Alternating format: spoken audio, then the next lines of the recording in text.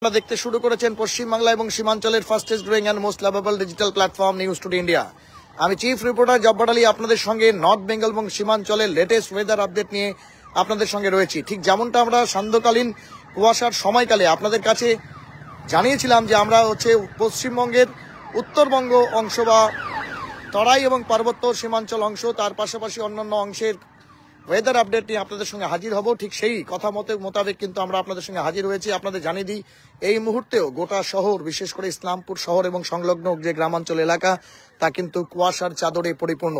আপনাদের এলাকাতে সেই আবহাওয়ার কতটা পরিবর্তন সাধিত হয়েছে বা সেখানে কি প্রভাব পড়ছে অবশ্যই আপনারা জানানোর চেষ্টা করবেন।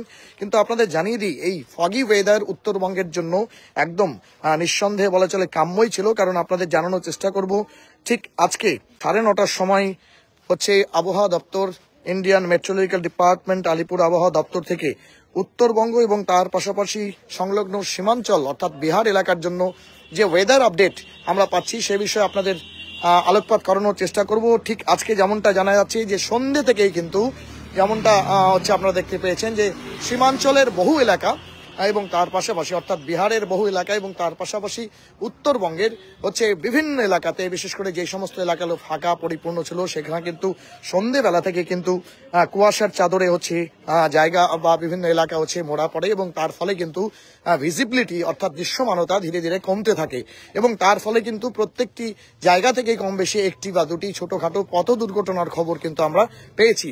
এবং গত কয়েকদিন ধরেই একটু লেট নাইটে বলা চলে রাত্রি 10:30 11টা নাগাদ এই কুয়াশার বহর থাকার কারণে কিন্তু বিভিন্ন জায়গায় একাধিক পথ দুর্ঘটনায় অনেককেই প্রাণপাত করতে হয়েছে।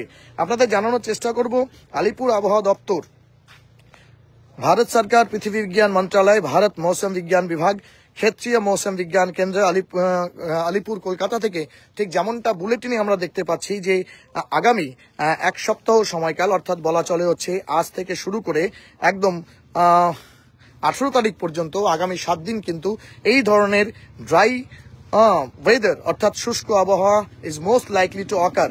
কিন্তু আপনাদের জানানোর চেষ্টা করব, এক্ষেত্রে ঠিক যেমনটা জানানো হচ্ছে আগামী 7 দিন এই ধরনের শুষ্ক আবহাওয়া থাকলেও বাতাসে আপেক্ষিক আর্দ্রতার পরিমাণ কিন্তু যথেষ্ট বেশি অর্থাৎ 80% রয়েছে।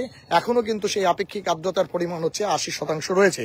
পাশাপাশি আপনাদের জানানোর চেষ্টা করব, ঠিক যেমনটা জানানো যাচ্ছে যে এই কদিন অর্থাৎ আগামী 7 দিন দার্জিলিং অর্থাৎ পার্বত্য এলাকার দার্জিলিং জেলা, জলপাইগুড়ি জেলা, কালিম্পং, আলিপুরদুয়ার, কোচবিহার, উত্তর দিনাজপুর এই কটি জেলাতে কিন্তু ফগি ওয়েদার অর্থাৎ সেক্ষেত্রে আপনাদের জানানোর চেষ্টা করব ডেন্স ফগ অর্থাৎ ঘন কুয়াশা, রিডিউসিং ভিজিবিলিটি 190 to 50 মিটার্স অর্থাৎ 199 থেকে 50 মিটার্স অর্থাৎ 50 মিটার থেকে 199 মিটার পর্যন্ত ভিজিবিলিটি অর্থাৎ দৃশ্যমানতা কিন্তু থাকতে পারে, তার বেশি থাকবে না। কিন্তু আপনাদের জানিয়ে দেওয়ার চেষ্টা করি, একদম এই ঘটনাকেই বাস্তবায়িত করে অন্ততপক্ষে আবহাওয়া বলা চলে তরাই এবং পার্বত্য এবং ডুয়ার্স এলাকাতে যে ওয়েদার আমরা ফিল করি, যেখানে তাপমাত্রার পারদ প্রায় বলা চলে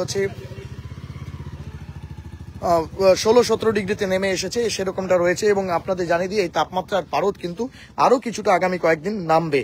আপনাদের জানানোর চেষ্টা করব এই ধরনের ডেন্স ফগি ওয়েদার আজ এবং আগামীকাল অবশ্যই থাকবে এবং তারপর দার্জিলিং, জলপাইগুড়ি, কালিম্পং, আলিপুরদুয়ার, কোচবিহার, উত্তর দিনাজপুর এই সমস্ত জেলাতে কিন্তু আগামী 2 দিন এই ধরনের অবশ্যই বলা চলে দুর্যোগপূর্ণ পরিস্থিতি না বললেও অন্তপক্ষে ভয়ানক বা বলা চলে বিপজ্জনক আবহাওয়া থাকতে পারে। বিপজ্জনক এই কারণে, বিশেষ করে যারা নৈশকালীন পরিস্থিতিতে বিভিন্ন কর্মস্থল থেকে নিজের বাড়িতে ফেরেন তাদের ক্ষেত্রে কিন্তু অবশ্যই দৃশ্যমানতা কম থাকার কারণে ছোটখাটো যানবাহন থেকে শুরু করে বড় যানবাহন চালানো যথেষ্টই দুর্বিষহ হয়ে উঠবে, এমনটাই কিন্তু আমরা জানতে পাচ্ছি। এবং সেক্ষেত্রে আপনাদের জানানোর চেষ্টা করব তারপর অর্থাৎ তৃতীয় দিন থেকে বা বলা চলে 13 ডিসেম্বর 2024 থেকে আবহাওয়ার কিছুটা উন্নতি হবে। কিন্তু আপনাদের জানিয়ে দিই, বাতাসে আপেক্ষিক আর্দ্রতার পরিমাণ বেশি থাকার কারণে কিন্তু হালকা থেকে মাঝারি ধরনের বৃষ্টিপাত কোনো এলাকাতে, বিশেষ করে পার্বত্য এবং তরাই ডুয়ার্স এলাকাতে হতে পারে, এমনটাই কিন্তু আলিপুর আবহাওয়া দপ্তর সূত্রে জানানো হয়েছে।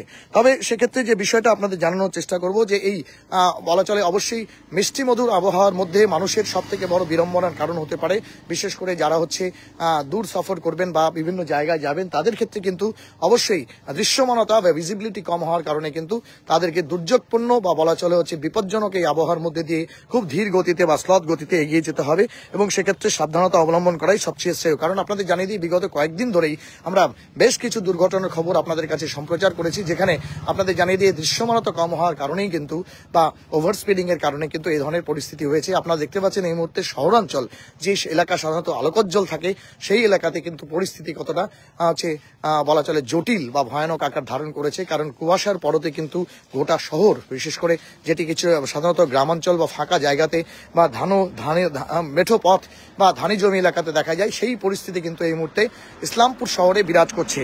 এবং ঠিক এই পরিস্থিতি আমাদের বিভিন্ন সংবাদদাতারা যেমন বিভিন্ন জায়গা থেকে জানাচ্ছেন যে এই পরিস্থিতি কিন্তু অবশ্যই হচ্ছে ইসলামপুর লাগোয়া যে বিহার এলাকা রয়েছে, ইন্দো বাংলা সীমান্তবর্তী এলাকা রয়েছে, সেই সমস্ত জায়গায় কিন্তু সেই একই ধরনের হচ্ছে আবহাওয়া বিরাজ করছে। এবং আপনাদের এলাকাতেও কিন্তু আপনারা কমেন্ট করে জানাতে পারেন। প্রায় 43 জন লাইভ ভিউয়ার্স রয়েছেন, হয়তো অনেকে ঠান্ডার কারণে ইতিমধ্যে লেপ বা কম্বলের তলায় মুড়ি দিয়েছেন এবং এই সুন্দর শীতকে উপভোগ করবার জন্য সুন্দর মিঠে ঘুমের মধ্যে রয়েছেন। কিন্তু প্রায় 43 জন লাইভ ভিউয়ার্স রয়েছেন। আপনাদের এলাকাতে আবহাওয়ার কি পরিবর্তন সাধিত হয়েছে? কিন্তু আপনাদের জানিয়ে দিই, এই ফগি ওয়েদার সেটি উত্তরবঙ্গের ক্ষেত্রে বিরাজ থাকলেও দক্ষিণবঙ্গের ক্ষেত্রে এটি ব্যতিক্রান্ত বিষয়। অর্থাৎ সেক্ষেত্রে কিন্তু পরিষ্কার পরিচ্ছন্ন এবং শুষ্ক বাতাস থাকবে এমনটাই কিন্তু জানা যাচ্ছে। বৃষ্টিপাত হওয়ার সম্ভাবনা কিন্তু কোনো জেলাতে নেই, এমনটাই কিন্তু আমরা আলিপুর আবহাওয়া দপ্তরের যে লেটেস্ট ওয়েদার বুলেটিন সেটি সম্বন্ধে আপনাদের কাছে জানার চেষ্টা করেছি এবং জানানোর চেষ্টা করেছি।